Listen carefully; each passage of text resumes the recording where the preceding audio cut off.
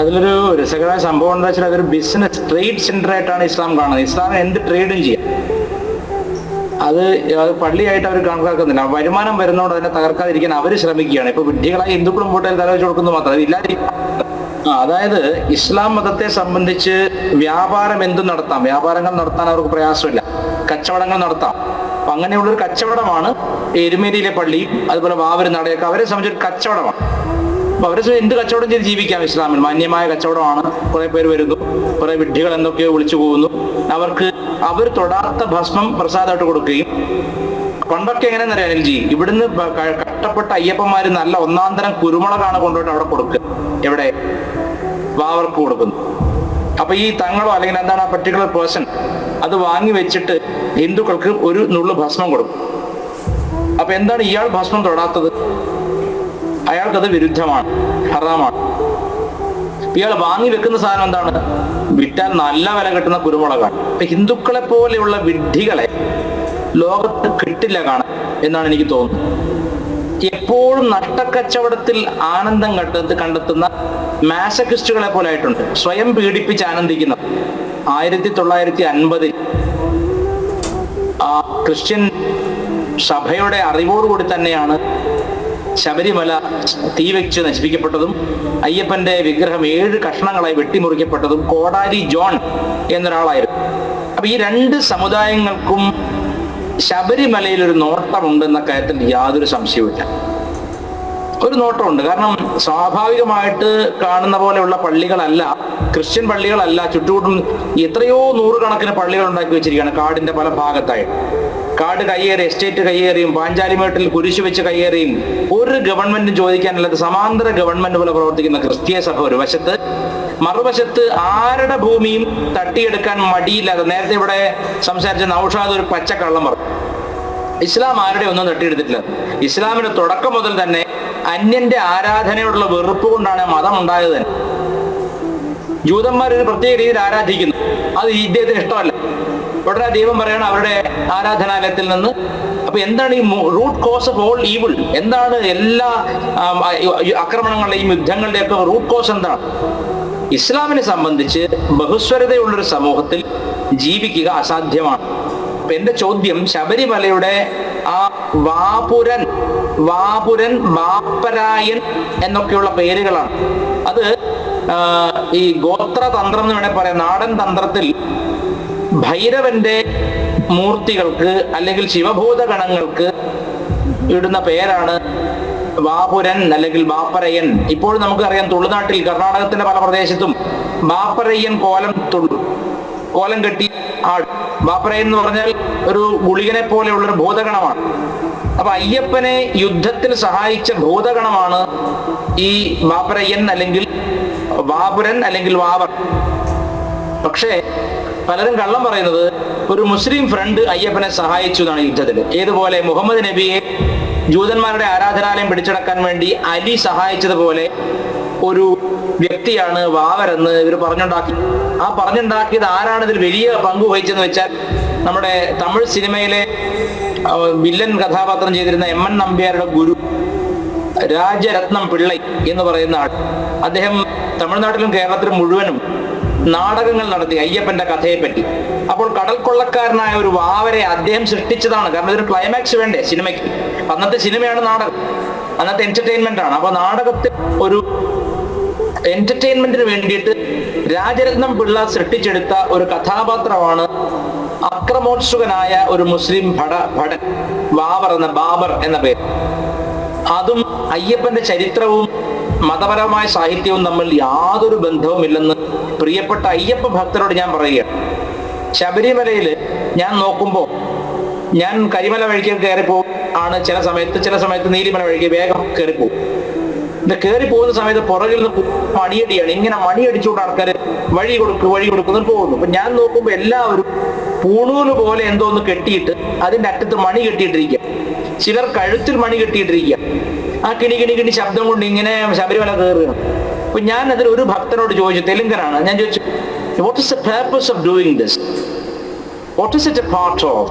Is it A part of the traditional Sabarimala pilgrimage? ഇത് ശബരിമല തീർത്ഥാടനത്തിന്റെ ഭാഗമാണോ? അദ്ദേഹം പറയാണ്, ഇത് സ്വാമി മണികണ്ഠനല്ലേ, അതുകൊണ്ട് ഞങ്ങളെല്ലാം മണി കെട്ടിയിട്ടാ വരുന്നു.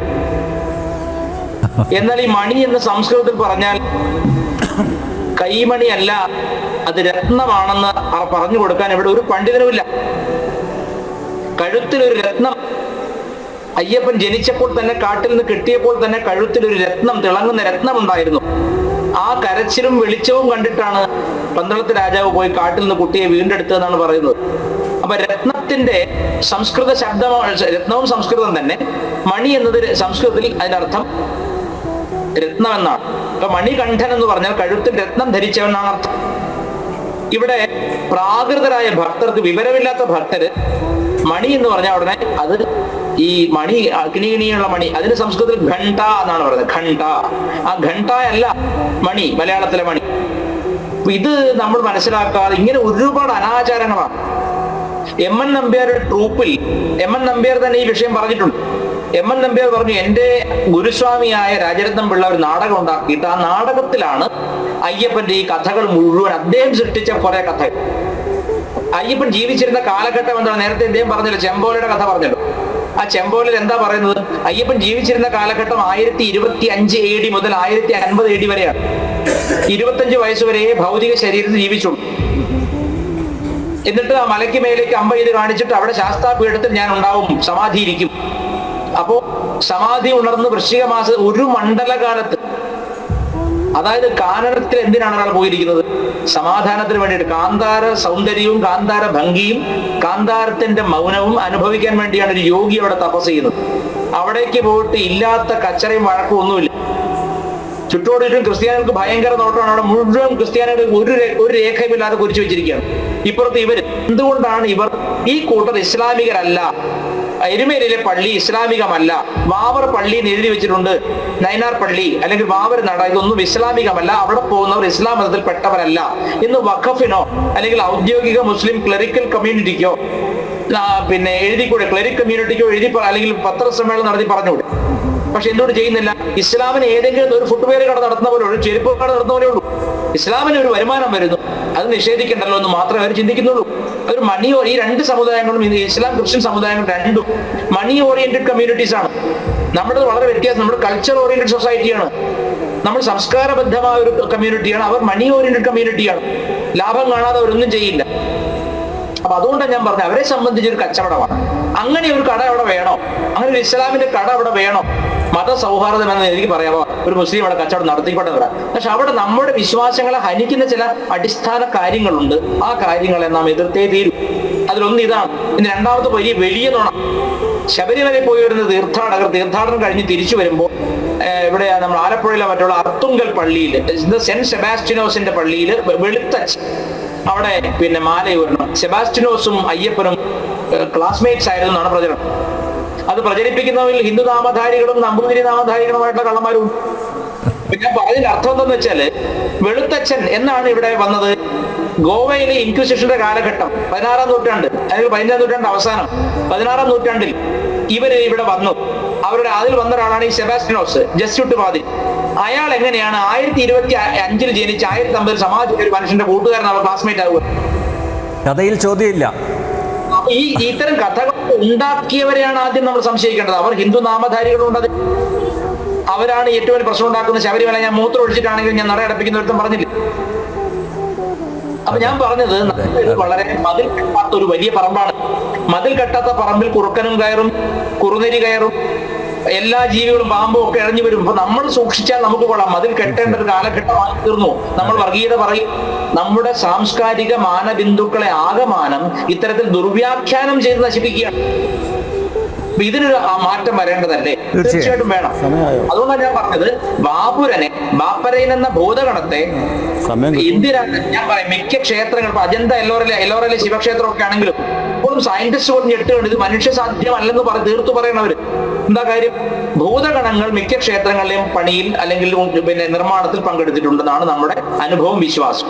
അതുപോലെ തന്നെ അയ്യപ്പന്റെ യുദ്ധത്തിലും, അയ്യപ്പൻ സാധാരണ ആളല്ല, ശാസ്താവിന്റെ അവതാരമായിട്ടാണ് നമ്മൾ മാനിക്കുന്നത്. ആ അയ്യപ്പനും ഇതുപോലെ ഭൂതഗണങ്ങളുടെ അതുകൊണ്ടാണ് ഭൂതനാഥനാണല്ലോ, ഭൂതനാഥ സദാനന്ദ എന്നാണല്ലോ ധ്യാന ശ്ലോകം തന്നെ. ആ ഭൂതനാഥനെ സഹായിക്കാൻ ഭൂതഗണങ്ങൾ വന്നിരിക്കാം. അവരിലൊരു ഭൂതഗണമായ ബാവരെ അല്ലെ ബാപ്പുരനെ അല്ലെങ്കിൽ ബാപ്പരയ്യൻ എന്ന തുളുവ് നാട്ടിലെ ഭൂതഗണത്തെ അവിടെ പ്രതിഷ്ഠിച്ചിട്ടുണ്ടാവാം. അതിൽ ഇസ്ലാം മതത്തിന്റെ പങ്കെന്ന് എനിക്ക് മനസ്സിലാവുന്നില്ല. എന്ത് പറഞ്ഞാലും ഒരു മതേതരം വരുത്തുക, ലാഭം കൊയ്യുന്നത് ആഗോള സാമ്പത്തിക ശക്തികളായിരിക്കുന്ന രണ്ടു മതങ്ങളാണ്. അതുകൊണ്ട് ബാബർ നട എന്ന രീതിയിൽ അത് ഇസ്ലാം ഒരു വ്യാപാര സ്ഥാപനം പോലെ കൊണ്ടു നടക്കുകയാണ്. അവിടെ കൊണ്ട് കാശിടുന്നതിനെ പറ്റി ഹിന്ദുക്കൾ 1000 വട്ടം ആലോചിക്കണം. കാരണം ചെയ്യുന്നത് നിങ്ങൾ ഈ ശബരിമല ആചാരത്തിന്റെ ഭാഗമായ ഒരു കാര്യമേ അല്ല എന്ന് തീർത്തു പറയാൻ ആഗ്രഹിക്കുകയാണ്.